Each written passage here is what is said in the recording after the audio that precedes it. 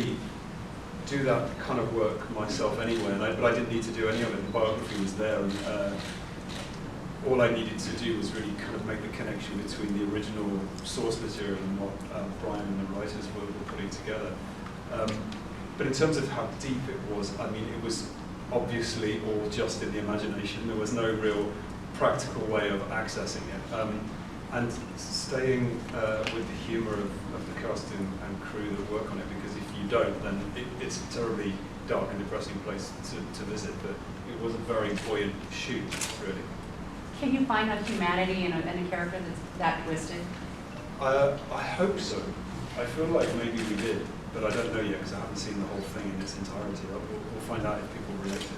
We were in the editing room with the editors, and there were several scenes where both the editor and I were sitting up in front of me, and I'm behind him, and we were both surreptitiously like wiping a tear out of the corner of our eyes, because it's heartbreaking. You feel so badly for this man who's struggling against his insanity to find love, and it's that thing that makes him so intimately relatable to the audience. And you're looking at these scenes between Regina Wesley and Richard. Both of them are wonderful and have wonderful chemistry, and you're just like, so he killed some family, just like for love. So it's really a great performance. I can't wait for you to see it. Excellent. Can you talk about what the experience of doing the show has meant to you guys, and also why you think fans gravitated towards the show in such wonderful hordes, basically?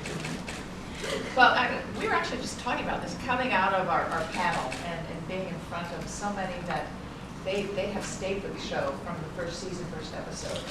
And what they immediately started to identify with were both characters, Will Graham or Hannibal Lecter. And they shipped those roles, is that what you say? And they just became a terrific, huge collective. And it grew, and they're smart. And we were talking about this as well, as our audience is, I would say, a more mature, smarter audience that appreciates the subtleties, appreciates the just the scale at which things are done, from the music, from the cinematography, from the cast, the sets, the writing. So it's given them a lot to play on, and we appreciate that. That's what's supported us. I think in an interesting way, since the show is fan fiction, I'm a huge Thomas Harris fan, and it's not a literal adaptation, even though so much of the literature does make it into the show. It is, I think, relatable to that community who are also fan fiction writers and storytellers. So I respect when they twist it around in really interesting ways and have very strange illustrations of Maz and you, often chewing each other's penises off. Like often. It happens. So could you talk then about what the show meant to you guys? Yes, segue. An enormous amount to me, on every level. It's been challenging in the work, and unique in that respect. Unique as it just felt like an incredible collaboration because of Brian's generosity in that respect. Collaboration with Maz, who I quite love, who's a wonderful actor and an incredible partner in that respect, and just but going way beyond that, way beyond all of us here, it's been like a really kind of one of a kind. Like this is very bittersweet being here. I don't know what the future of the show is, if there is a future of the show, but it's a part celebration, and it's part kind of something else. Because I don't expect to have an experience of this nature for a long time, if ever again. And that's no bad thing, it's just because it's been so profound.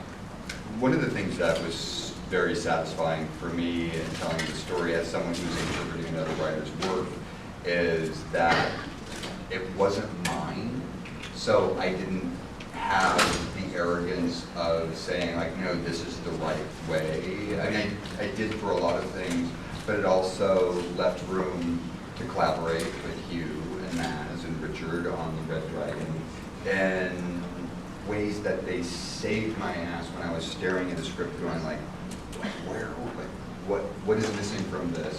And Hugh would call and we would have a 2-hour conversation about what was missing, and he would help me figure it out.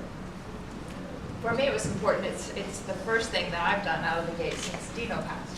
It's almost 5 years ago. So it was something that he had been involved with so long, and he and I were very good friends with Thomas Harris. And so a lot of things just kind of where I knew he was always on my shoulder, and that this happened for a reason. That I met Brian when I did shortly after, and that things came together. Then immediately we met Hugh, and then Maz. And then it just exponentially, took off, and I'm very grateful for that. So that means a lot to me. I have a question. So with the intelligence and the artistry of the show, that's not always accessible to like the mainstream crowd. The fans, again, were not casual fans; they're passionate fans. Was there a defining moment for you? All the fans, I'm sure, have a moment where we realized what we actually had given to us. Was there a moment for you where you realized what you really had, like what you created, and what really hit you? Was there a moment?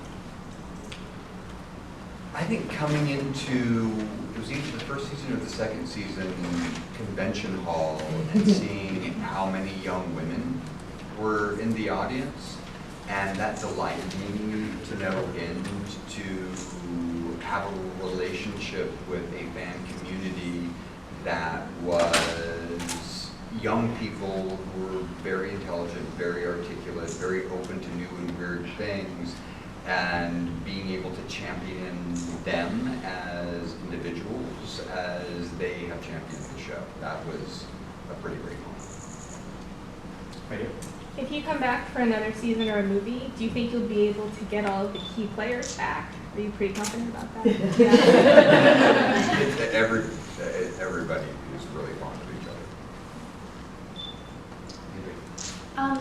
What was sort of the most important thing for you about showing the first, I guess, real face-to-face conversation between Will and Hannibal, I guess before the time jump coming in this season? Like, what weight did you need to have? How'd you go into that? And also, objectively, for all of you, who do you think is the smartest character on the show, given what Bedelia was in the last episode? I've always said Bedelia is the smartest character on the show. And part of that is because I love Gillian Anderson and grew up with Scully and wanted to write for her. What was the first part of the question? The first conversation, face-to-face, real life, between Will and Hannibal this season, what did you need that to do? In last Thursday's episode? In the Easy. What, I thought it had to kind of to accomplish a huge amount. I had to explain why Will had been on this kind of looping path to get back to Hannibal, when in some sense I felt he probably could have found him in a day. It needed to express some kind of, that first half of the show, just for myself, never felt like a kind of quest of sorts, and it needed to give a sense of what the purpose of that quest would be, even if he didn't know the purpose when he set off. Yeah. And that was another great example of how fantastic Hugh is to collaborate with. There's a lot of dialogue in that scene where he was saying, I feel like Will would be saying that he feels responsible for every crime that Hannibal has committed, every crime that he will commit, because he's gotten so close to that. And it was so great to hear that from a creative storytelling partner, because I was like, it's going in the script. That's going to bring that up. It's great. He does fight like that. But I love the etching in the Primavera, and you had Will Graham's face and Bedelia's. Yeah. And I don't know if that was on the screen long enough for. Oh, yeah. Yeah, it Wasn't that was. so cool? Wait till you see Will and Bedelia in the second half of the season, and they're kind of bitchy. That's great. There was a second part to that question. Smartest character on the show, in Oh, your yeah. opinion? I don't know, but I think that Hannibal still was the smartest guy in the world, just to some extent. Like he can slip up by virtue of his vanity or whatever. But, Or his affection for Will. or his affection for Will. Like he eventually that is a genuine source of maybe vulnerability.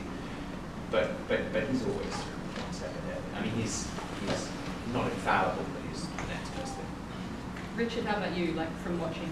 Whoever managed to create that origami heart, like in some kind of biological Rubik's Cube, that person is the smartest. One more question.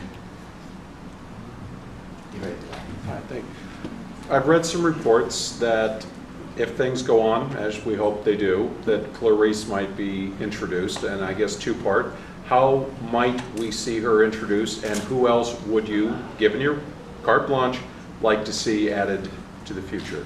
Well, the Clarice rights have always been tricky because they're owned by MGM, and the way the rights break down with the novels is that the character, Martha has the rights to everybody in Red Dragon, and every character is originated in Red Dragon, so they track through all of the books. She doesn't have the rights to whoever originated in Silence of the Lambs, so Buffalo Bill, Clarice, Barney, Ardella Matt, those characters which are all very fantastic. We don't have rights to, but we tried every year, we go back to them. First it was a hard no, and then it was like ask us later, and then it was ask us again next year. So because the show may be changing formats, it may not be possible, or if we, in the change of the formats, we're able to work out a deal where we can include those things, it would be fantastic. I love Ellen Page. I think she would be a great Clarice. But I also love the idea of casting somebody who's not white in that role, and having race play a factor in Clarice's background in a way that race plays a factor in everybody's background. So I think that would be an interesting exploration of the character. Thank you everyone for joining us.